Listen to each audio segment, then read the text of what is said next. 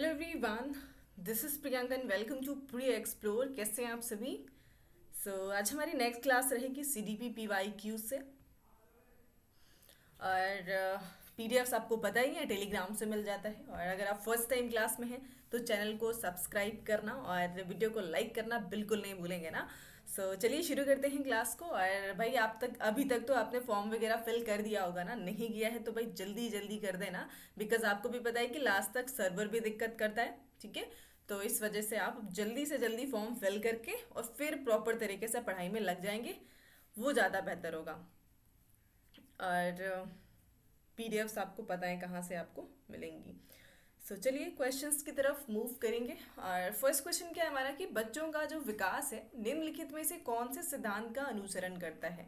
ठीक है, जो प्रिंसिपल ऑफ डेवलपमेंट्स है ना, डेवलपमेंट्स के जितने भी प्रिंसिपल हैं इनमें से कौन सा है जो कि बच्चे के विकास को फॉलो करता है। तो पहला कह रहे हैं कि यूनिफॉर्मिटी, क्या एक रूपता ही होती है क्या बच्चों के डेवलपमेंट में, यानी कि एक समान रूप से ही चीज़ें होती हैं क्या? बिल्कुल नहीं।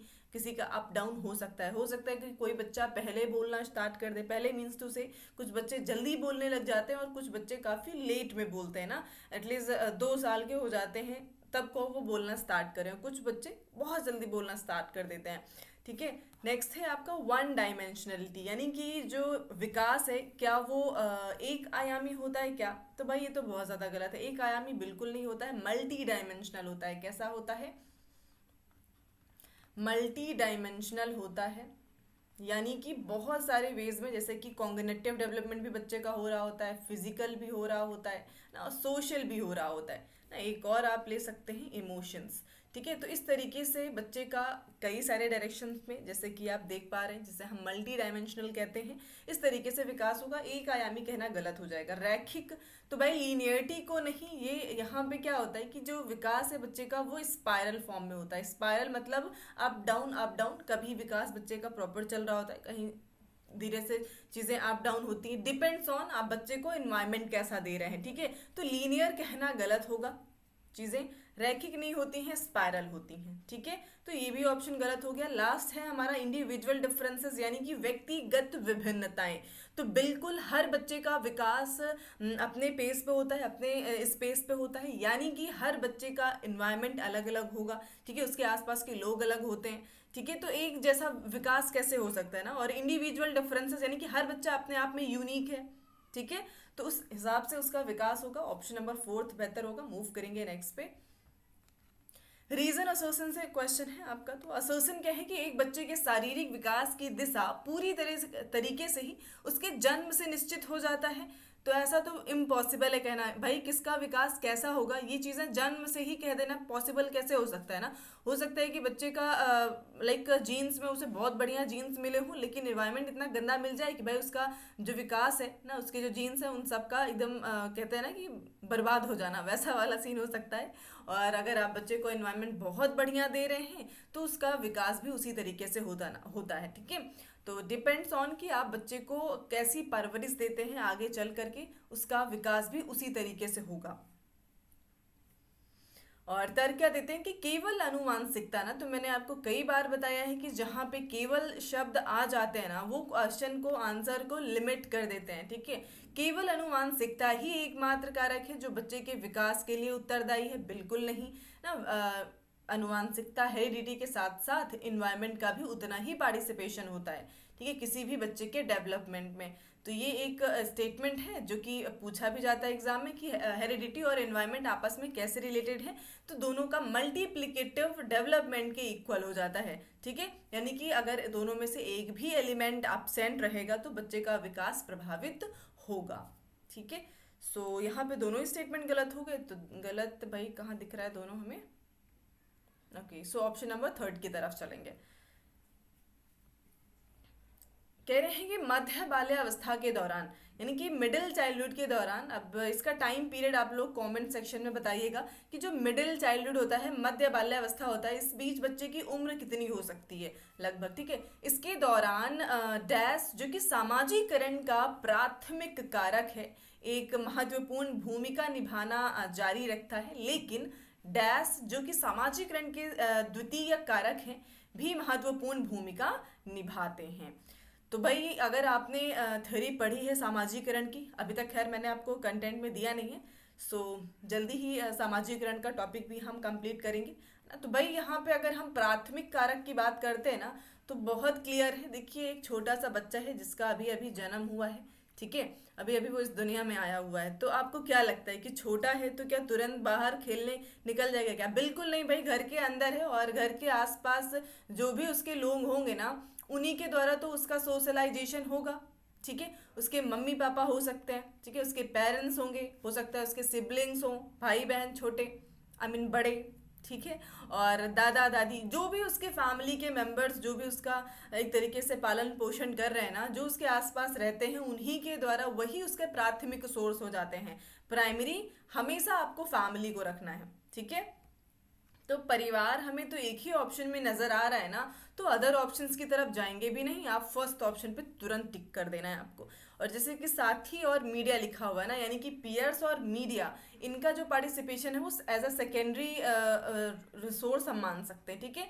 कि भाई बच्चे के समाजीकरण, मतलब इस सामाजिक बनाने में जो पीयर ग्रुप होते हैं, भाई बच्चा है छोटा, अभी उसके परिवार के साथ रहता है, फिर धीरे धीरे जैसे ही वो ग्रो होगा वो घर से बाहर निकलेगा, और घर से बाहर निकलेगा तो कुछ फ्रेंड्स बनेंगे, कुछ दोस्त बनेंगे, ठीक है, आस पड़ोस के लोगों से बातचीत शुरू करेगा करना, ठीक है। मीडिया, फोन इस्तेमाल करना शुरू कर देते हैं बच्चे आजकल के, ठीक है, बहुत ही जल्दी शुरू कर देते हैं। तो ये सब चीज़ें क्या होती हैं, सेकेंडरी में आ जाते हैं आपके, ठीक है, सेकेंडरी फैक्टर्स में आएंगे। प्राइमरी में आपका सिर्फ और सिर्फ परिवार हो सकता है ना, उसके जितने भी बहुत नज़दीकी होंगे, ठीक है। सो मूव करेंगे नेक्स्ट पे। जीन प्याजे से क्वेश्चन आ गया है, देखिए, और इनकी थ्योरी तो हमने कंप्लीट ही कर ली है अब तक, आई होप कि आपने देख लिया होगा ना। जीन प्याजे के अनुसार बच्चे किस स्तर पर अमूर्त तर्क करने की क्षमता विकसित कर लेते हैं? अमूर्त तर्क यानी कि अब्स्ट्रैक्ट रीजनिंग बच्चों में आ जाती है ना। तो देखिए ये पूरा प्रॉपर आपको आंसर में आराम से नजर आ जाएगा ना। ऐसा क्वेश्चन पूछा गया है कि इसको कोई भी कर सकता है जिसने नहीं भी पढ़ा होगा। देखिए ऑप्शन फोर्थ की तरफ जाएंगे। अमूर्त तर्क यानी कि जो लाइक ऐसी चीज़ें जो बच्चों के सामने प्रेजेंट नहीं है और स्टिल वो उसके बारे में सोच सकते हैं, है ना, आपसे बातचीत कर सकते हैं उस चीज़ को लेकर के।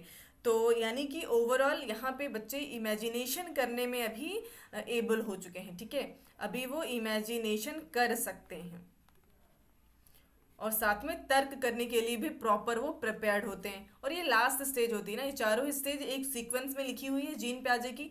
ये फर्स्ट स्टेज होती है जहाँ पे बच्चे की एज 0 से 2 साल यानी कि जन्म से 2 साल होती है। यहाँ पे बच्चे की एज 2 से 7 साल हो जाएगी, इधर 7 से 11, और यहाँ पे 11 से 18 आप मान के चल सकते हैं, ठीक है। तो इस तरीके से एज ग्रुप हो जाता है। अभी आपके लिए एक क्वेश्चन है, आप बताइएगा कि बच्चे जो होते हैं, बच्चे में सेंट्रेशन किस स्टेज पे आ जाता है? ठीक है, बच्चे में सेंट्रेशन जो है, ठीक है, केंद्रीयकरण किस स्टेज में आ जाता है ना? संवेदी गामक में आएगा, पूर्व संक्रियात्मक में आएगा, या फिर मूर्त संक्रियात्मक में आएगा, ठीक है। तीन ही ऑप्शन आपको दिए जा रहे हैं और इजी कर दिया मैंने, ठीक है, तीन ऑप्शन दे करके आपको। इन्हीं में आंसर करेंगे आप कमेंट सेक्शन में। मूव करते हैं नेक्स्ट पे। क्वेश्चन नंबर 5 बताइएगा कि जीन प्याजे के सिद्धांतों में दूसरों के अनुभवों व सांसारिक दृष्टिकोण को अपनी दृष्टि से देखने की प्रवृत्ति क्या कहलाती है ना। यहाँ पे क्या होता है कि बच्चे जो होते हैं वो हर एक चीज़ को अपने नज़रिए से ही देखेंगे। भाई बच्चे हैं तो ऑब्वियस सी बात है, वो बड़ों की बात को इतना उनकी नज़रिए से देखना तो पॉसिबल नहीं हो पाएगा ना। वो खुद का कुछ ना कुछ दिमाग लगाते हैं और अपनी तरीके से ही चीज़ों को सोचते हैं ना। तो ये कौन सी प्रॉपर्टी है, किस स्टेज की प्रॉपर्टी है, और उसके नाम क्या है ना, कुछ नाम से उसे हम जानते हैं। तो वो भाई अनुकूलन कहना तो बिल्कुल गलत होगा, ऐसा कुछ नहीं होता है, अडेप्टेशन की बात नहीं कही गई है। आत्म केंद्रीयता या फिर इसी को ही हम ईगोसेंट्रिज्म कहते हैं, ठीक है। ऑप्शन नंबर सेकंड बेहतर हो जाएगा, जहाँ पे बच्चे क्या होते हैं ना कि दूसरों के दृष्टिकोण को अपनी ही दृष्टि से देखते हैं, चीज़ों को घुमा फिरा करके, ठीक है। और ये एक तरीके की स्पीच भी होती है जहाँ पे बच्चे खुद से बातचीत करते रहते हैं धीरे धीरे बोल करके। और अगर हम स्टेज की बात करते हैं तो स्टेज 2, ठीक है, स्टेज 2 की प्रॉपर्टी है, जैसे कि अभी हमने पहले ही देखा था ना, पूर्व संक्रियात्मक अवस्था जिसे कहते हैं। क्या बोलते हैं भाई? पूर्व संक्रियात्मक अवस्था। आएंगे नेक्स्ट पे। सो नेक्स्ट क्या है हमारा कि संज्ञानात्मक विकास में भाषा जैसे सांस्कृतिक साधनों के महत्व को डैश ने और अपने डैश सिद्धांत में प्रस्तावित किया है ना। तो भाई कौन है जिन्होंने भाषा और संस्कृति को एज अ टूल इस्तेमाल किया है? तो इनकी भी थ्योरी हमने कंप्लीट कर ली है। अगर आपने देखा होगा तो आप अब तक समझ गए होंगे ना कि किसकी बात हो रही है। एज अ टूल लैंग्वेज को, कल्चर को, ठीक है, सोशल को इस्तेमाल किसने किया है? तो भाई ये सिर्फ और सिर्फ एक ही पर्सन है एंड दैट इज ले वाइगोत्स्की। ठीक है, और ये कौन है? ले वाइगोत्स्की है। और इनका जो सिद्धांत है उसे हम सामाजिक सांस्कृतिक विकास का सिद्धांत कहते हैं। तो ऑप्शन नंबर फर्स्ट बेहतर होगा, आगे जाना भी नहीं है। यहाँ पे व्यवहारवादी दिया है इन्होंने, जो कि पूरी तरीके से गलत है। नेक्स्ट कोलबर्ग से है, कोलबर्ग के नैतिक विकास के अनुसार, ठीक है, कोलबर्ग के नैतिक विकास के सिद्धांत के अनुसार किस स्तर पर नैतिक समझ सजा और इनाम व प्राधिकारियों की शक्ति पर आधारित होती है? तो भाई ये कीवर्ड्स आपको मिल गए ना। तो कहाँ पर पनिशमेंट और एक तरीके से इनाम की बात करी जाती है ना, जहाँ पे बच्चों को प्राइज दिया जाएगा, इस बेसिस पे वो नैतिकता को फॉलो कर रहे होते हैं और उन्हें पनिशमेंट ना मिल जाए किसी तरीके से ना, तो इस वजह से वो गलत काम नहीं करते। यानी कि ओवरऑल इनडायरेक्टली वो नैतिकता को ही फॉलो कर रहे होते हैं। यानी कि इस स्टेज में बच्चों को ये नहीं पता होता कि भाई नैतिकता क्या है। वो सिर्फ और सिर्फ इस वजह से अच्छा काम करते हैं, गलत नहीं कर रहे होते हैं, ताकि उन्हें भाई प्राइज मिल जाए, ठीक है, और साथ में उन्हें सजा ना मिलने पाए ना, किसी तरीके का पनिशमेंट ना मिले, इस वजह से वो गलत काम नहीं करते हैं ना। तो ये सिर्फ और सिर्फ हमारा फर्स्ट लेवल कह सकते हैं। ठीक है, स्तर की बात करी गई है। तो आपको तो पता ही है भाई कि स्तर कितने हैं, 3 स्तर हैं, और तीनों ही स्तर यानी कि फर्स्ट स्तर भी आपका 2 स्टेजेस में है, दो दो इस तरीके से करके ओवरऑल 6 स्टेजेस हैं। ठीक है, और लेवल कितने हैं? 3 लेवल्स हैं। तो ये चीज़ क्लियर हुआ होगा। तो यहाँ पे जो फर्स्ट लेवल है ना, जिसे हम पूर्व पारंपरिक स्तर कहते हैं या फिर प्री कन्वेंशनल लेवल कह सकते हैं।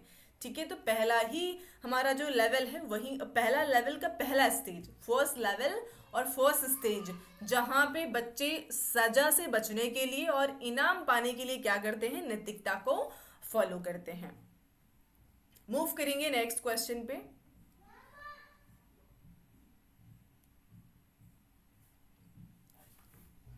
होल्ड करेंगे।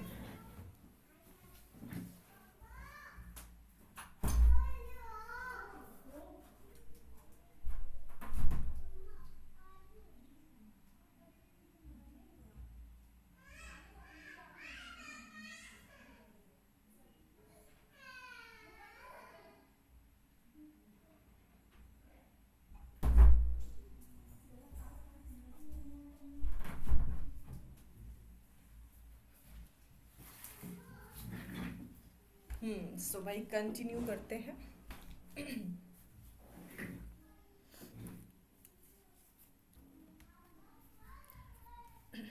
सो क्वेश्चन नंबर 8 क्या है हमारा कि ले वाइगोत्स्की प्रपोज दैट चिल्ड्रन, यानी कि ले वाइगोत्स्की ने प्रस्तावित किया है कि जो बच्चे होते हैं ना, पुनरावृत्ति और स्मरण की प्रक्रियाओं के माध्यम से निष्क्रिय रूप से सीखते हैं क्या? बिल्कुल नहीं भाई, ना। निष्क्रिय यानी कि एक तरीके से बच्चे जहाँ पे कंप्लीटली पैसिव होते हैं ना, दैट इज नॉट पॉसिबल, ऐसा कुछ नहीं कहा इन्होंने।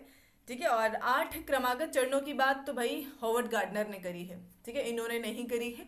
वे विकास में बहुत सारी संभावनाएं हैं, जिनमें वे चीजें शामिल हैं जो दूसरों के समर्थन से करने में सक्षम हैं। ठीक है, तो ये हो सकता है हमारा बिल्कुल आंसर। जन्म के समय निश्चित बौद्धिक क्षमताओं के साथ पैदा होते हैं, तो ऐसा कहना बिल्कुल गलत हो जाएगा। ठीक है, तो जल्दी से ऑप्शन नंबर 3 की तरफ चलेंगे हम। और यहाँ पे भाई ओवरऑल इनडायरेक्टली इन्होंने किसकी बात करी है? तो ये बोल रहे हैं समर्थन से करने की क्षमता, यानी कि इसके फोल्डिंग की बात कर रहे हैं। ठीक है, इसके फोल्डिंग की बात कर रहे हैं, पाड़ बांधने की बात हो रही है। मूव करेंगे नेक्स्ट पे।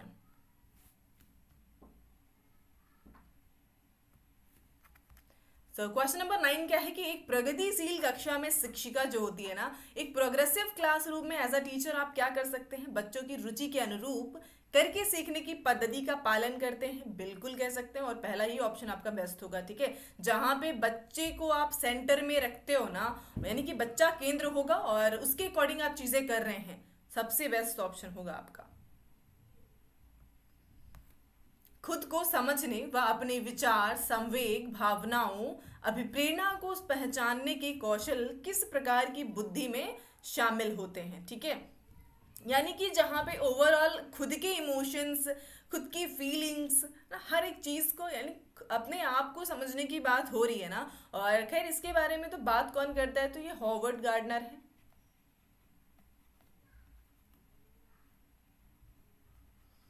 हॉवर्ड गार्डनर है जिन्होंने ये मल्टी इंटेलिजेंस थ्योरी दी है। ठीक है, जहाँ पे 8 तरह की बुद्धि के बारे में बताया इन्होंने। और एक उनमें से एक टाइप ये भी है कि जहाँ पे इंसान खुद को कितनी बेहतर तरीके से समझता है, उसे उनमें किस प्रकार की बुद्धि पाई जाती है ना। ये होते हैं आपके इंट्रापर्सनल। ठीक है, ये कौन होते हैं, दे आर इंट्रापर्सनल, अंतः वैयक्तिक बुद्धि, जिनमें इंट्रा मीन्स खुद को बेहतर तरीके से समझना। और संगीत में बुद्धि किन में होती है, जिनमें म्यूजिकल इंटेलिजेंस अच्छी होती है, जैसे कि A R रहमान हो गए, है ना, और जितने भी सिंगर्स हो गए हमारे, जितने भी बेहतर सिंगर्स हैं उन सभी को आप इनमें इंक्लूड करके चल सकते हैं। स्थानिक बुद्धि किन में होती है, स्पेशल इंटेलिजेंस। तो देखिए इसमें ना थोड़ा सा क्रिटिकल माइंड वाले बच्चे होंगे। जैसे कि मान लीजिए कि आपने कोई खिलौना लिया ना, जैसे पजल्स वाले खिलौने नहीं होते जो अलग अलग पार्ट्स में होते हैं और बच्चों को उनको अरेंज करना होता है ना, एक शेप देना होता है प्रॉपर। तो इस तरीके के काम करने में ये बेहतर होते हैं। ठीक है, मान लीजिए कोई चीज़ है, खिलौना है जिसके अलग अलग पोर्शन है, उनको उन्होंने ज्वाइन करके एक प्रॉपर खिलौने का आकार दे दिया। तो इस तरीके से चीज़ें वो कर सकते हैं। सामाजिक बुद्धि जिसमें सोशल इंटेलिजेंस होगी। ठीक है, लोगों को समझने की क्षमता।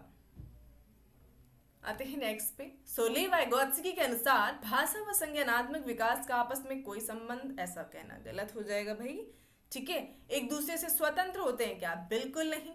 भाषा उन सांख्य अनुभवों को सुसाधित करती है जो संज्ञानात्मक प्रक्रियाओं के लिए आवश्यक होते हैं। बिल्कुल सही है भाई।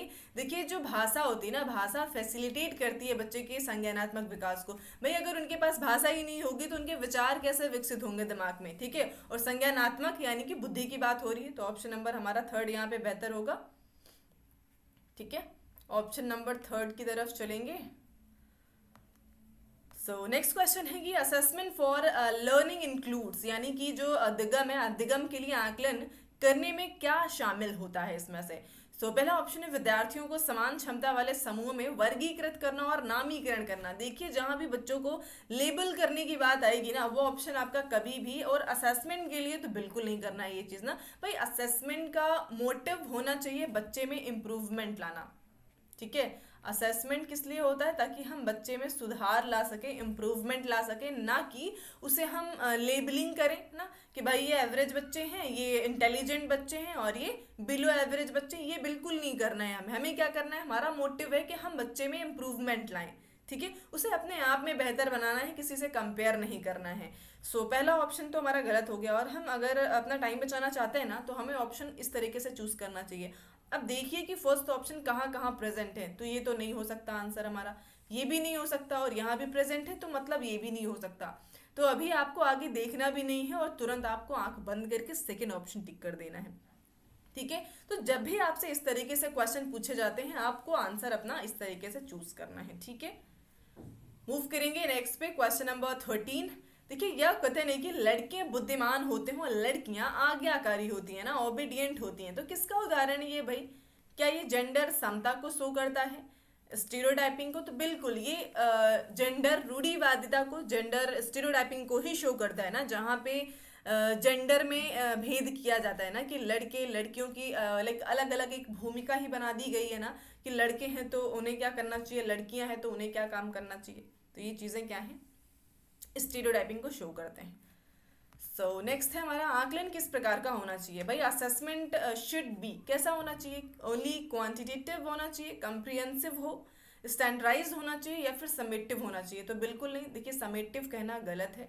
समेटिव मतलब जहां आप इम्प्रूवमेंट नहीं कर सकते, आप बच्चे का रिजल्ट डिक्लेयर कर देंगे, पास या फेल, और वो बिल्कुल सही नहीं है। और असेसमेंट कहता है कि बच्चे में इम्प्रूवमेंट पे बेस्ड होना चाहिए असेसमेंट। ठीक है, स्टैंडर्डाइज्ड भी नहीं होना चाहिए कि हर एक बच्चे को आप एक ही डंडे से हाँक रहे हैं, वो भी गलत है भाई। आपका क्लासरूम अगर इंक्लूसिव क्लासरूम है, जहाँ पे समावेशी शिक्षा जिसे कहते हैं, तो भाई हर बच्चे की एबिलिटी अलग अलग है, तो आप थोड़ा बहुत फ्लेक्सिबल हो सकते हैं और वो ज़रूरी भी है।